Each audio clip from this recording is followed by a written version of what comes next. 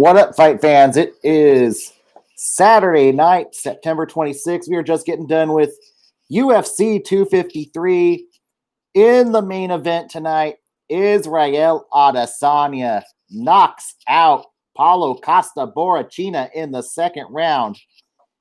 And man, did Adesanya look actually like an exciting fighter instead of that boring-ass fighter we saw against Yoel Romero.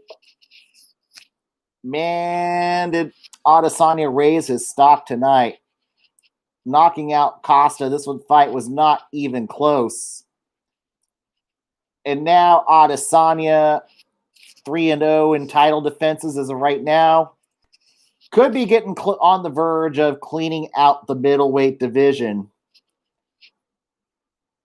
But pretty much in the first round, it was a bunch of exchanges of strikes. Then in the second round, Adesanya got to business, knocked out Costa, gets the win. And of course, Adesanya pissed off at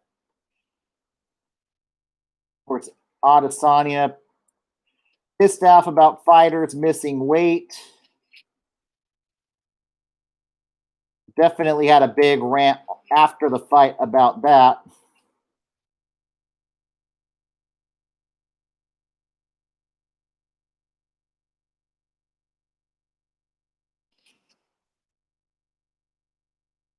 So we shall. But what the question is, with Adesanya successful against Robert Whittaker, beating Paulo Costa, and now, of course, beating Yoel Romero, what does the future hold for Israel Adesanya? He definitely called out Jared Cannonier. Cannonier is scheduled to fight Robert Whittaker at UFC 254. The winner of that fight will likely hold the next title shot for Adesanya. Cannonier would be a very exciting fight for Adesanya. That one could be a banger. Whereas Whittaker, if it ends up being Robert Whittaker, it's going to be a what did you learn from the first fight? I don't know if that fight's going to be any better. I think Adesanya is levels above Robert Whittaker. So we shall see who comes out victorious. But I think likely the winner of Whittaker and Cannonier get next dibs at Israel Adesanya. Paulo Costa suffers his first loss in the UFC. Was no match for Israel Adesanya. What's next for Robert Costa? For Paulo Costa? I think what's next for Paulo Costa is likely the winner of Jack Hermanson and Darren Till. Those two will face off in December at a UFC Fight Night card. I think that could have that could be a very exciting fight, especially if it's Jack Hermanson.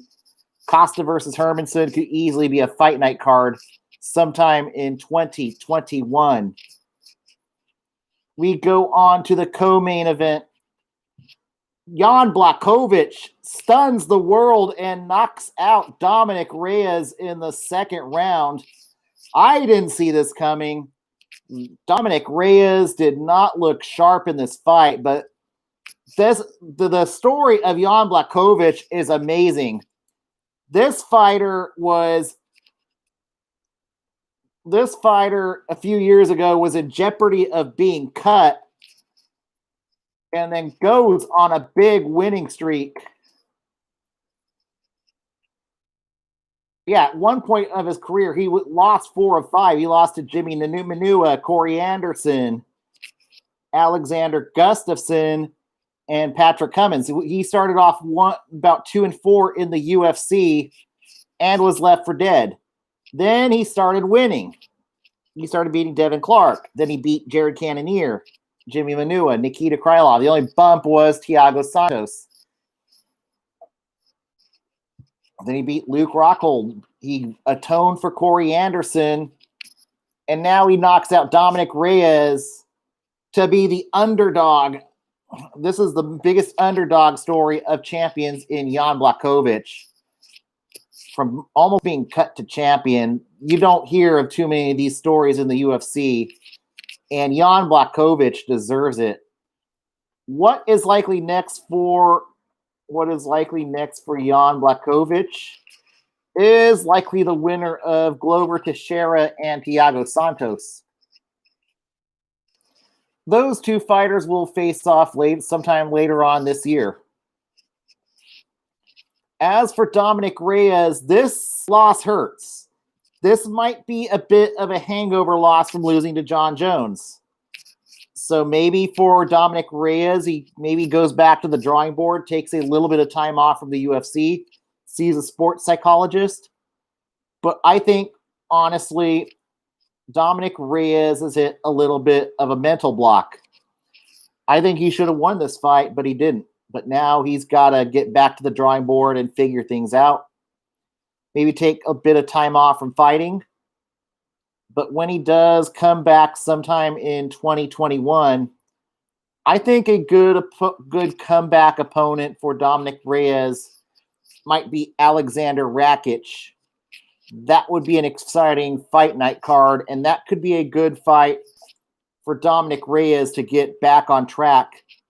But don't come back until you've seen a psychologist, Dominic Reyes. Just in the fight before that, Brandon Royval submits Kai Kara France in the second round. As for Royval, I think this fight gets him maybe 2 fights now away from a title shot at flyweight. Flyweight's all of a sudden gotten exciting. Later this year, sometime early next year, you're going to see Davison Figueiredo defend his 125 belt against Cody No Love Garbrandt. And then you got Alex Perez fighting. I think Alex Perez is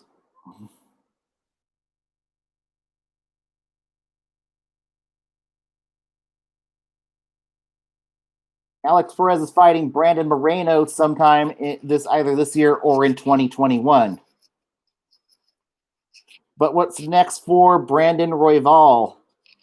He showed he is a contender at the 125 division. So for Royval, I think his next fight could be against Alexandre Pantoja, who was victorious a few fights ago against, or Raulian Paiva. That could be another possibility. I think Paiva could be, that's what we'll go with. Raulian Paiva versus Brandon Royval. That would be a fight where the winner of that fight could get a top 5 contender. As for Kai Kara France, I think he is now 1-2, 2-2. Yeah, so he's like 1-2 in his last 3 fights. Maybe a bit of a step down is what is needed next for Kai Kara France. I suppose you could put him up against Jordan Espinoza, who recently lost in his last fight. So I think that could be what's next for Kai Kara France in that one. In the fight before that, Caitlin Vieira beat Saidhara Eubanks. All 3 judges had it 29-28. What is next for Caitlin Vieira?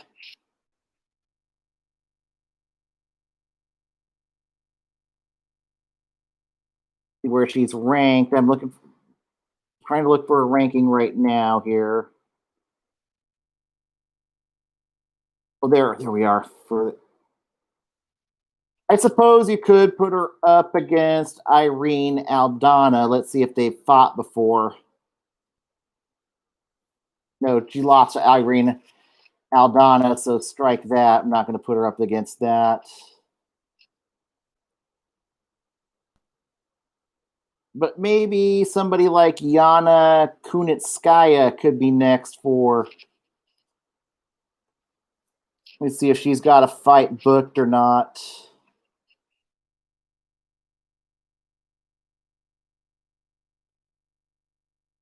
But for Vieira, it got her back on track with this win.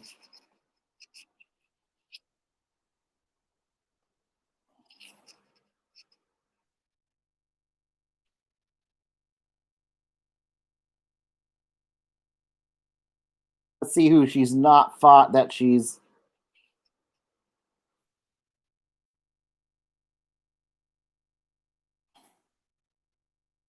Well, maybe you could put her up against Raquel Pennington.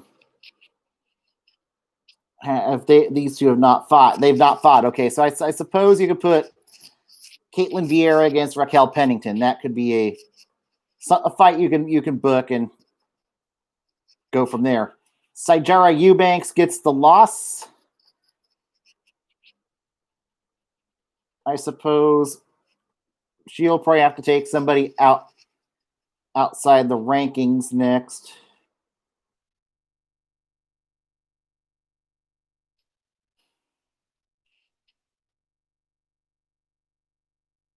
Maybe Julia Stoliarenko is what should be next for Sijara Eubanks.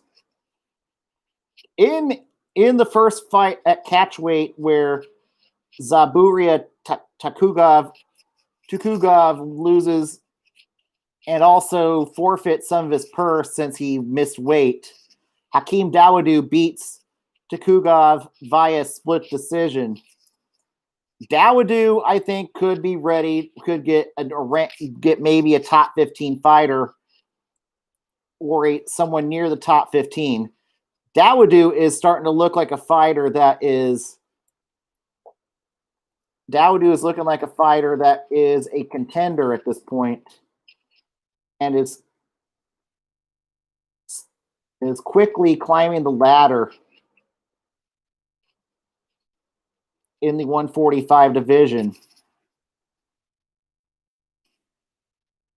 Dawodu ranked 21 according to Tapology.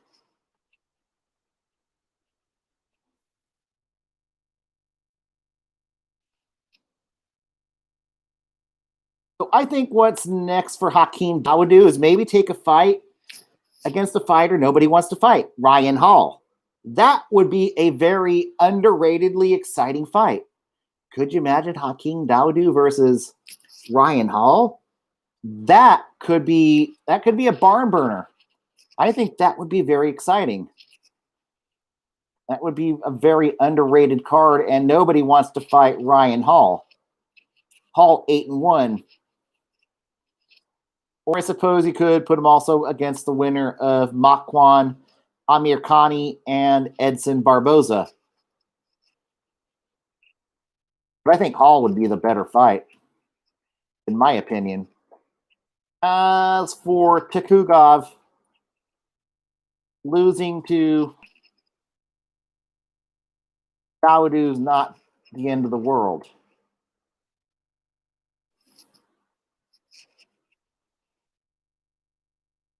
I say he fights next.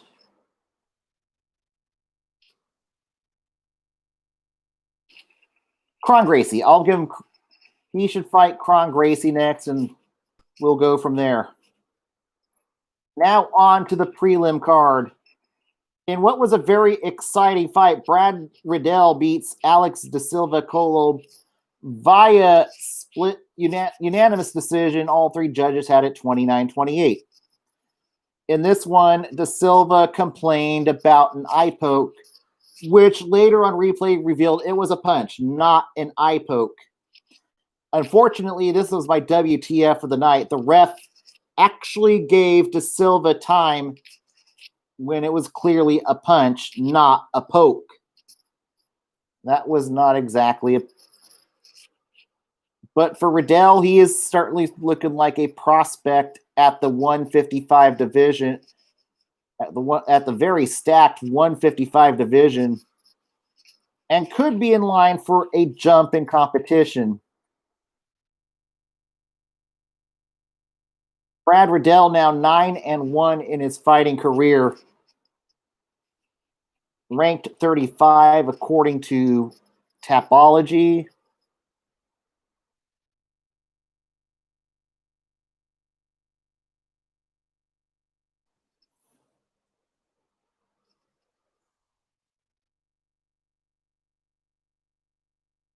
I think next for him would be a fight. This one might be a very fun fight.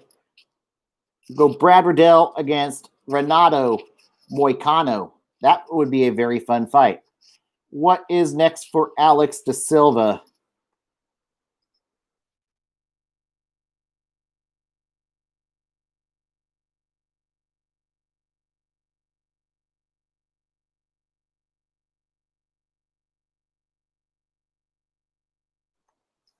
Like Da Silva might be a little down the list here, so bear with me for a second.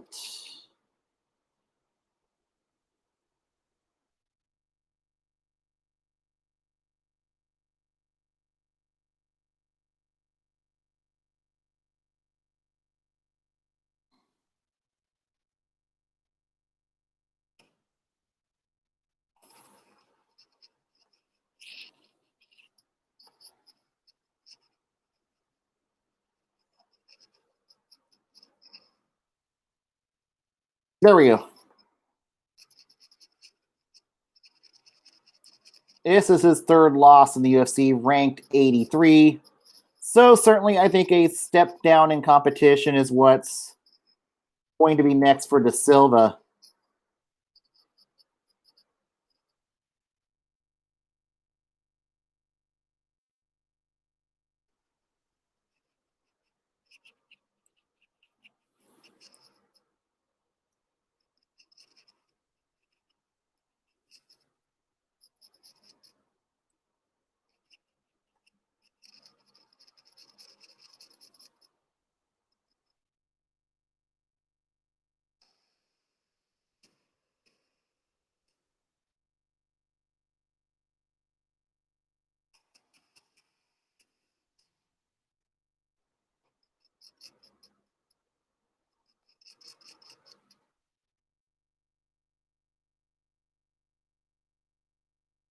So maybe a fight against Alex Munoz is what should be next, or somebody on the low end of the food chains. What should be next for Alex Da Silva?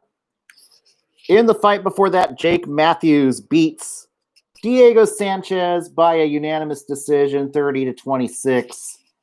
And here's where classic Iman report comes in, where if people have seen me on other UFC channels, I've been known for cutting fighters. Yes, we are going to cut some fighters tonight. But first, we're going to see but Jake Matthews continues to win at welterweight. I think it's time for Jake Matthews to get a step up in competition. Matthews, believe it or not, Jake Matthews' only loss at 170 is against Anthony Rocco Martin. So that's not exactly the worst loss in the world either. Matthews, a much better fighter at 170. Now ranked 26 at welterweight. So I think a jump in competition is likely coming for Jake Matthews.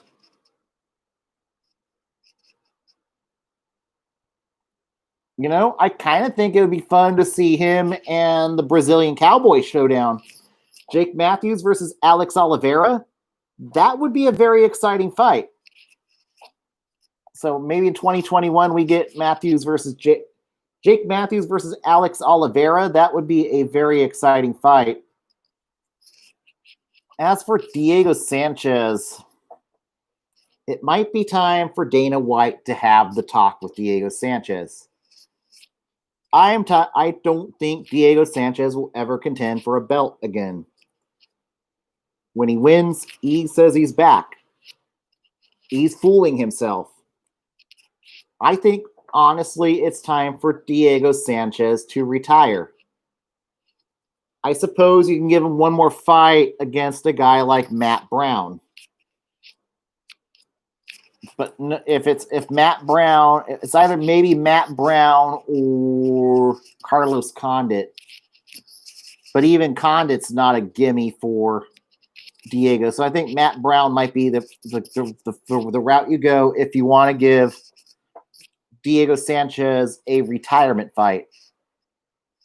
But honestly, I think there's only two routes to go: retire or be cut.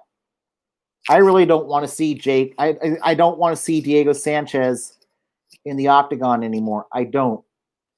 His chin has eroded. I really don't want to see him get CTE. At, at some point, his health has to come before the fights.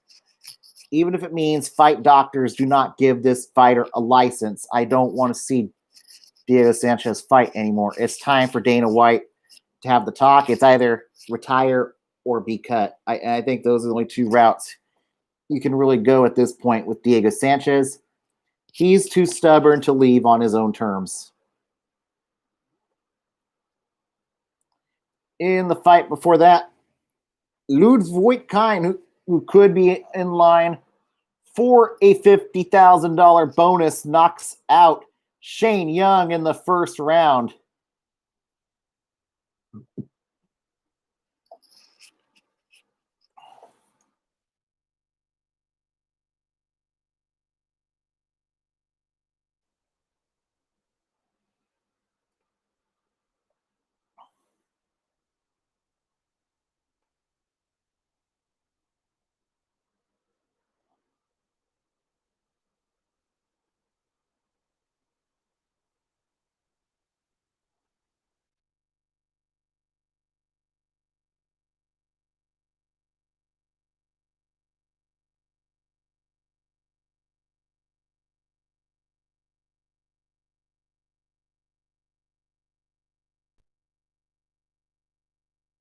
And this was Klein's first win as a UFC fighter. This kid looks like he's going to have a bright future in the UFC. Ranked 79 according to Tapology.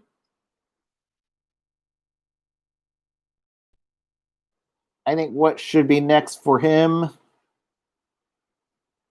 maybe give him Steven Peterson. That would be a banger right there. Ludwig Klein versus Steven Peterson. I'll go with that. As for Shane Young, this is his first loss.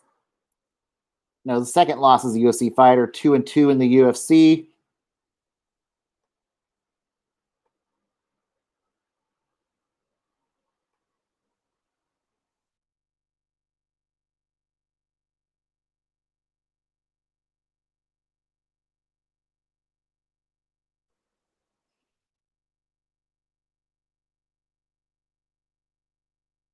So maybe somebody like Daniel Tamer is what should be next for Shane Young. In the fight before that, William Knight beats Alexa Kamur. Kamur suffers his first loss in the UFC. What's next for William Knight?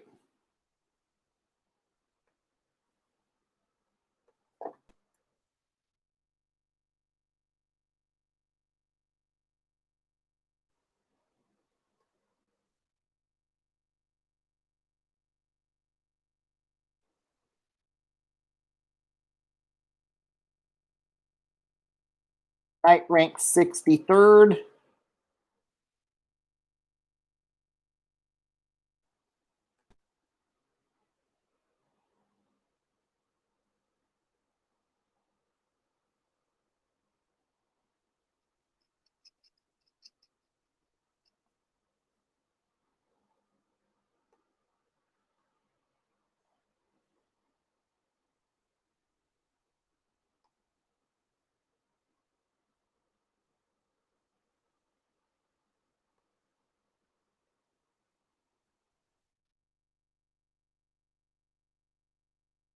So you maybe put him up against Jordan Wright. I'll go with that. Jordan Wright should be next.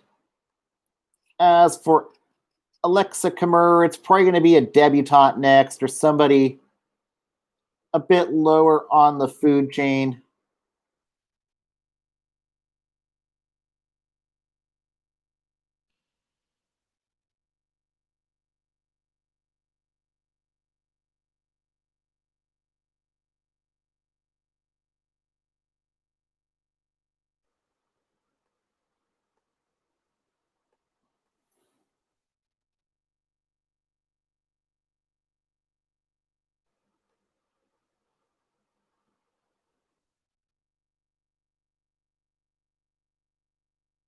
Kamur ranked 45.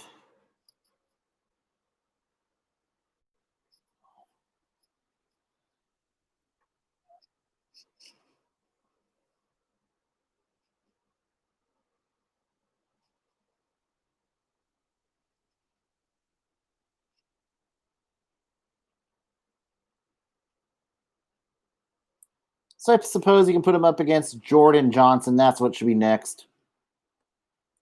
And the fights before that, Juan Espino Diepa beats Jeff Hughes via submission. Jeff Hughes likely 0-4. That's adios. Jeff Hughes is likely getting cut. Not too many fighters live and survive at 0-4.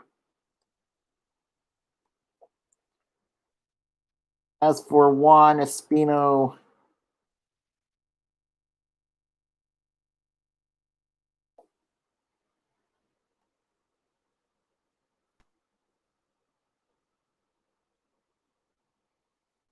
ranked 36.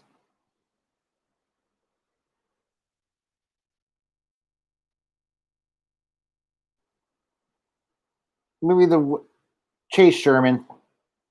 We'll go with Chase Sherman for him. And then Danilo Marquez beats Kadisi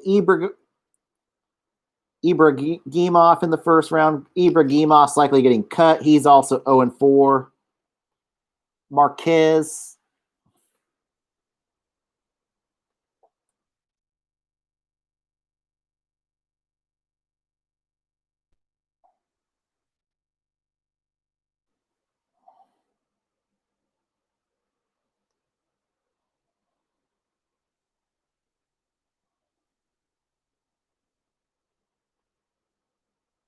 That's Danilo Marquez. Okay.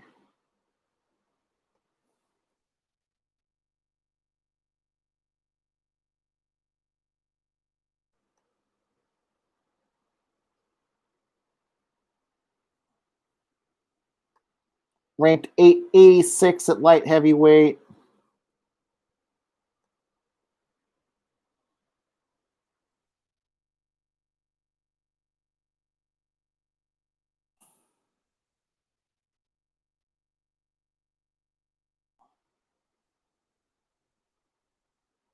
Maybe fight Muslim Magomedov next. That would.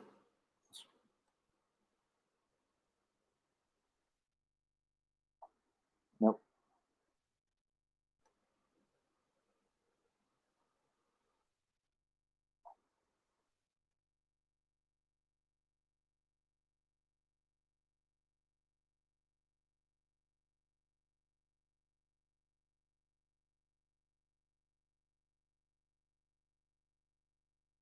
No, or you can do a little lazy matchmaking and put up against William Knight. I think that would be good enough there. But that will conclude it for UFC 253. Next week will be UFC on ESPN. Next Saturday night, the main event will be Holly Holm against Irene Aldana. Also, another good women's bantamweight, you've got Jermaine Randomy against Juliana Pena. So that should be some good fights. And this will be at Abu Dhabi on Fight Island. Hopefully everybody has a good Saturday night. Get some rest. Enjoy some football tomorrow. We'll be back on air tomorrow for the NFL Week 3 recaps. Stay awesome. Wear the mask. Have a good week. Good night.